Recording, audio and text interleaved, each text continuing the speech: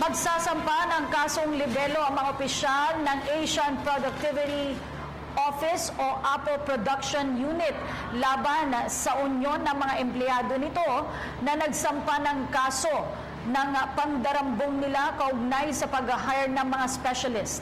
Ang detalye sa ulat ni Ria Fernandez.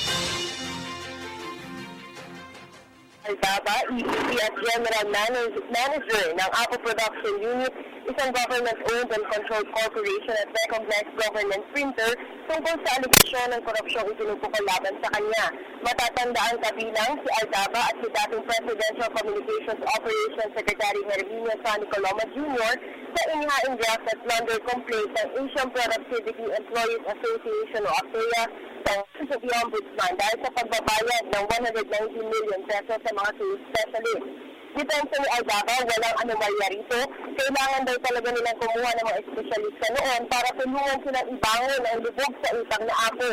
Dahil dito sinabi ni Aldaba na maraming kumpanya na ang nagtiwala sa kanilang serbisyo tulad ng SSS at Philpost.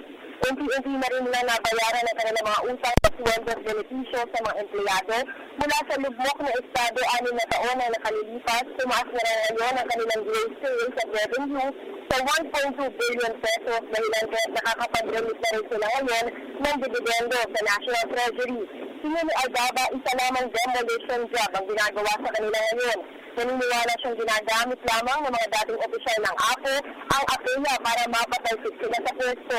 Gayunman, tuloy pa rin ang pagsasampa nila ng kasong libelo laban sa mga complainant dahil sa danyos na idinulot ng akusasyon sa kanilang pangalan at pamilya.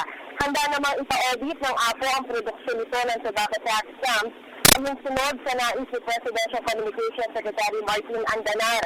Pero pagtitiyak ni Aldaba, imposible ang sinasabing overproduction ng tax stamps dahil lahat umano ng kanilang proseso ay masusing binabantayan ng Commission on Audit maging ng kanilang customer na Bureau of Internal Revenue. Sa kabila ng mga issue, tuloy pa rin ang trabaho ng APO, pinakabagong proyekto ng ahensya, ang pag-iimprenta ng mga bagong e-passport, nakatakdang ilunsad dito ang bagong e-passport booklet sa July 2016. Para sa PTV News, ako si Ria Fernandez. Ako po si Cathy San Gabriel. Subscribe na sa PTV YouTube channel. I-click lang po ang subscribe button.